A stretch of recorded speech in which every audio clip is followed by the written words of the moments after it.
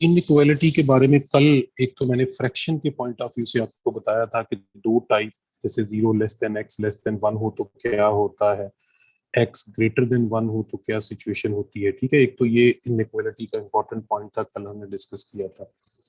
ठीक है जी। अच्छा, कुछ क्वेश्चन जो है वो आ जाते हैं जनरलाइज्ड फॉर्मेट के अंदर। ठीक है जी, तो वहां पे आपने गेस करना होता है। जैसे मैं एक क्वेश्चन है, पेज 82 है आपकी बुक का, और इसका क्वेश्चन नंबर है 36।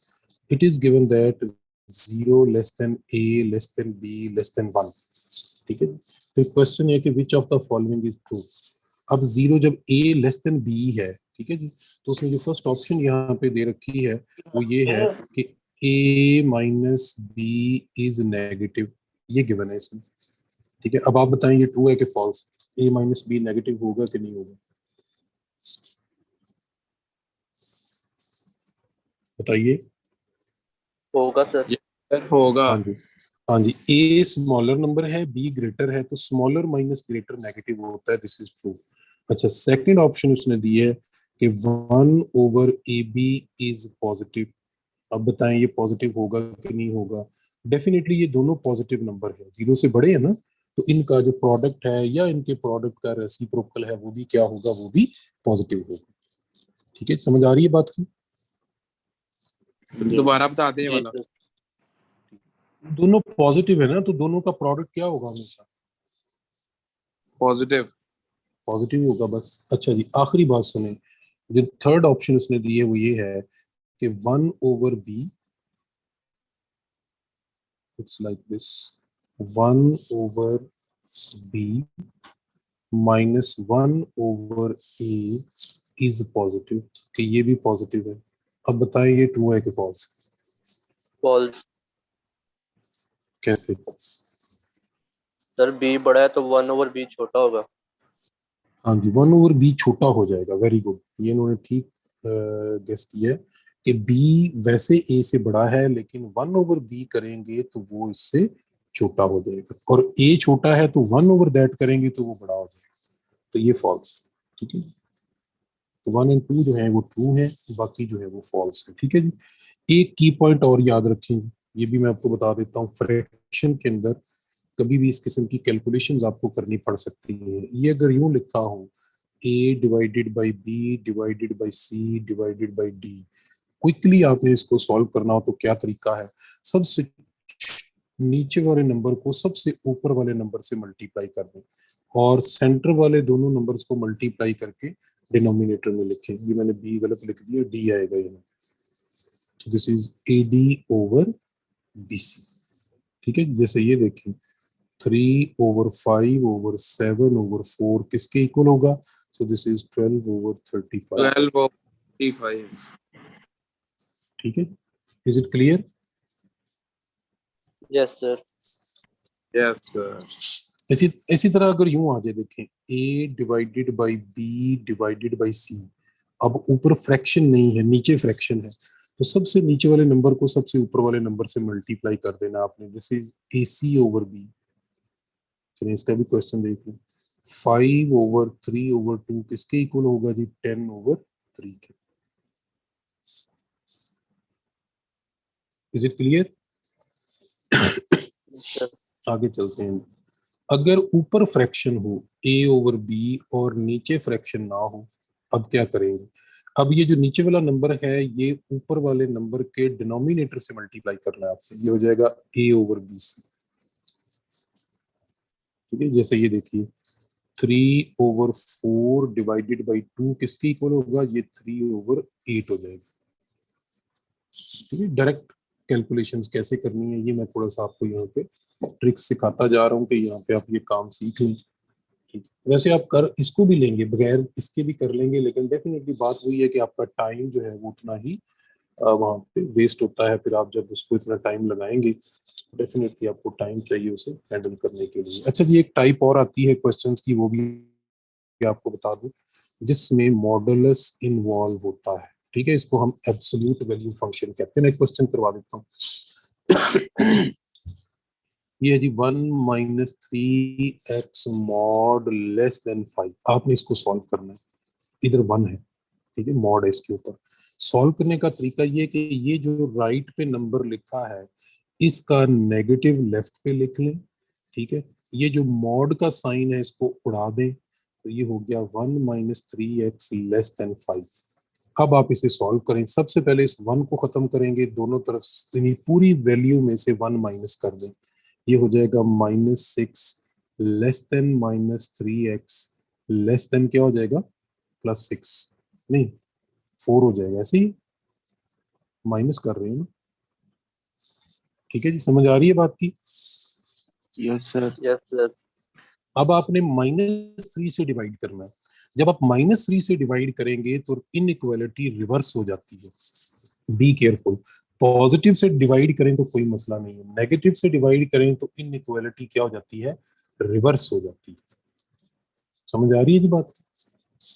तो क्या लिखेंगे जी अब सर। इसको, अब ये 4 इधर आ जाएगा, इसको यूं लिखेंगे 4 -4/3 less than x less than, इसको भी डिवाइड करें तो यहाँ 2 आ जाएगा। नहीं समझ आई बात? आ गई है सर। ठीक है, या इनइक्वालिटी रिवर्स कर दें या फिर नंबर्स को यानी इधर वाला नंबर राइट वाला लेफ्ट पे ले जाएं, लेफ्ट वाला राइट पे ले जाएं। अब असल में क्वेश्चन ये नहीं था, क्वेश्चन ये था कि how many integers are in the solution of this equation, कितने इंटीजर्स इसको सेटिस्फाई करते हैं। ठीक है जी, हाउ मेनी इंटीजर्स, कितने इंटीजर इसको सेटिस्फाई करते हैं। तो देखें ये -4/3 जो है ये -1 पॉइंट समथिंग बनेगा, less than x less than 2। आपने बताना है कि इस रेंज के अंदर कौन कौन से इंटीजर आते हैं। ठीक है जी, एक 0 आएगा, एक 1 आएगा, बस 2 इंटीजर आएंगे। और कौन सा आएगा, -1 भी आएगा। क्यों आएगा कि नहीं आएगा -1? आएगा सर। ठीक है, हाँ तो ये आपका आंसर है, -1 0 एंड 1। ठीक है जी, इस किस्म के क्वेश्चन आ जाते हैं। सॉल्व भी करना पूछ लिया, इसको हैंडल करना भी हमने देख लिया कि कैसे आपने हैंडल करना है। ठीक है जी, क्यों जी, सही है कि नहीं? Yes sir. तो मॉडुलस के साथ आप इनको देख लें इसमें, बस इसमें और बाकी चीजें इजी हैं।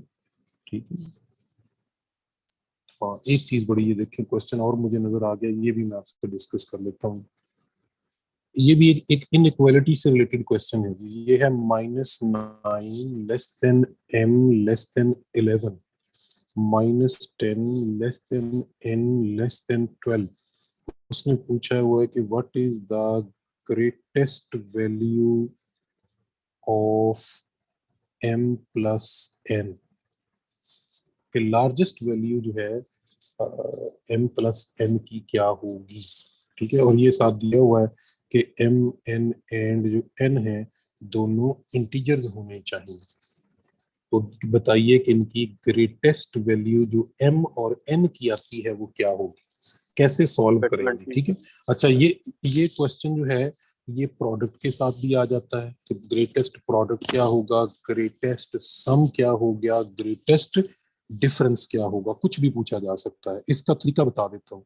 तरीका ये है कि ये ऊपर m की वैल्यू लिखी है, नीचे n की वैल्यूज लिखी हैं। आप इनके एंड पॉइंट्स को ऐड कर लें, यानी -9 -10 क्या बनेगा, ये -19, फिर -9 + 12 ये कितना बनेगा, बोले 3 +3। 3।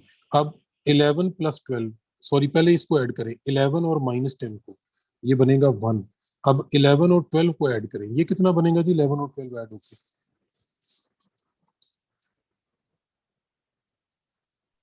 23 हाँ जी 23। अब बताएं इसमें से बताना है लार्जेस्ट वैल्यू क्या है, वही greatest value of m + n होगी। कौन सी वैल्यू है जी लार्जेस्ट? 23 सर लेकिन उसने इक्वल हाँ टू का लेकिन साइन क्यों लगाया 23 हुआ गलत है? आंसर है। मैं यही कह रहा हूँ कि 23 गलत आंसर है, क्योंकि यहाँ कहीं भी इक्वल का साइन नहीं है। तो इसका करेक्ट आंसर क्या होगा फिर, 22। क्यों जी, समझ आ गई बात की नहीं? ज़ाहिर है 23 से छोटा नंबर एक लेना ना आपने, और जो इंटीजर भी हो, सो दैट इज 22। नहीं समझ आई बात? सर 21 नहीं आएगा? बेटा 23 से छोटा 21 कैसे होगा बताएं मुझे। सर चूंकि m की तो मैक्सिमम वैल्यू 10 है और n की 11 है, तो वो ऐड होकर 21 नहीं हो जाएंगे? नहीं, वो ऐड कैसे की है? सर m की ग्रेटेस्ट वैल्यू 10 आ गई है और n की ग्रेटेस्ट वैल्यू 11 आ जाएगी, तो वो m प्लस n जब ऐड होंगे वो 10 और 11, तो वो 21 बन जाएगा। नहीं नहीं नहीं, आप ठीक कह रहे हैं, लेकिन इस तरह से नहीं है ये। जैसे आप कह रहे हैं ना, ऐसे नहीं है ये। ठीक है, आप ठीक कह रहे हैं लेकिन ऐसे है नहीं। ठीक है, जैसे आप कह रहे हैं ना कि इसको 10 में ऐड करें, 10 में नहीं ऐड करना। ठीक है, आपने यहां से देखना है ना, ये देखें, ये 11 है और ये 12 है, इनका मैक्सिमम सम जो है वो 23 बन रहा है। लेकिन मसला ये कि 11 से छोटा नंबर यहां से लेंगे 10, और इधर से 12 से छोटा नंबर लेंगे कौन सा, 11, तो ये बनेगा 21। आप भी इसी तरह कह रहे हैं, कोई और बात कर रहे हैं? इसलिए यही कह रहा था। अच्छा फिर ठीक है, मुझे लगा शायद आप इस 10 को इन्वॉल्व कर रहे हैं कहीं। नहीं, बिल्कुल ठीक है जी, इसी तरह ही है ये। This is right. ठीक है सर। हाँ जी, इसका करेक्ट आंसर 21 आता है। ठीक है, अब इसी तरह प्रोडक्ट पूछ सकता है, मैक्सिमम प्रोडक्ट क्या होगा, मिनिमम क्या होगा। तो वो इस सब में प्रोडक्ट हो, सम हो, डिफरेंस हो, डिवीजन हो, कुछ भी हो, तो आपने वो चीजें किसके ऊपर अप्लाई करनी है, एंड पॉइंट के ऊपर अप्लाई करनी है। ठीक है जी, एंड पॉइंट्स को ले लेंगे, उसके ऊपर वो चीजें अप्लाई करनी है। ठीक है जी, यस सर।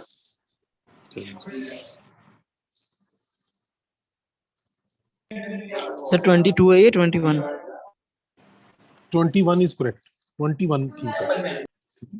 वो लेस है सर ना, वो असल में 20 इक्वल नहीं है। एक ठीक एक होगा नंबर सर। लेस ले ना उससे। हाँ, एक एक नंबर लेस ले, इक्वल नहीं है उसमें। ठीक होगी जी बात। तो बस ये एक्सरसाइज भी आप कर लें यार। अभी मैं ज्योमेट्री स्टार्ट करवानी थी, लेकिन आज मुझे लगता है कि कुछ लोग ज्वाइन नहीं कर पा रहे, तो प्रॉब्लम ना हो फिर। ज्योमेट्री के टॉपिक में कोई टॉपिक आपने मिस नहीं करना। जिसने जो टॉपिक मिस कर दिया उससे आगे समझ कोई नहीं आनी। आप क्यों जी, समझ आई मेरी बात की नहीं? ज्योमेट्री का टॉपिक इस तरह का है कि उसमें हमने को 5 या 6 टॉपिक इकट्ठे पढ़ने हैं, 2 दिन में, 3 दिन में, जितने दिन में भी हों। लेकिन जिस दिन आपने उसको मिस कर दिया, उससे आगे फिर आपको ज्योमेट्री समझ नहीं आएगी।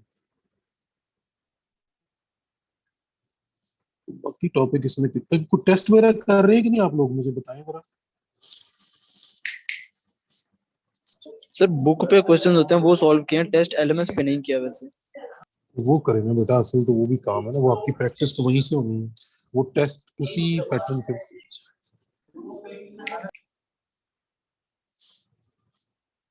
ठीक है, वो प्रैक्टिस तो बेटा वहीं से होनी है। तो ये कैंपस वाले लोग नहीं है मुझे लगता है। जी हैं जी कोई कैंपस के स्टूडेंट? Yes sir. अच्छा, सब लोग हुए कनेक्ट के नहीं हुए बेटा कनेक्ट कैंपस से? सर इसका पता नहीं है, अब सबका नहीं पता। नहीं, आप क्लास में नहीं बैठे हुए वहां पे? सर क्लास में ही बैठे हुए हैं। तो फिर आप पूछ लेना सब लोग कनेक्ट हो गए हैं कि नहीं हुए। हो गए हैं तो चले, मैं को थोड़ा बहुत काम करवा दूं सब।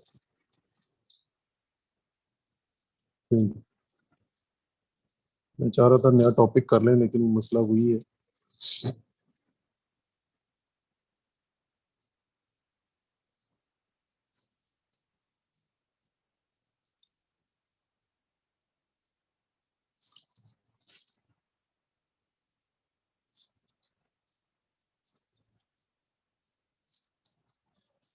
मुझे पूछ के बताएं जरा, अगर सब लोग कनेक्ट हो गए हैं तो मैं ज्योमेट्री का टॉपिक स्टार्ट करा देता हूँ। फिर जितना काम होता है वो तो करें ना थोड़ा बहुत।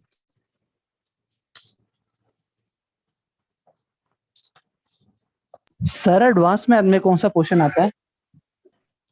एडवांस मैथ बेटा, जनरल आपका जो इंटरमीडिएट का मैथ है वो उसे एडवांस मैथ कहते हैं। Okay sir, thank you. जी कैंपस वाले बताएं यार जरा जल्दी से मुझे।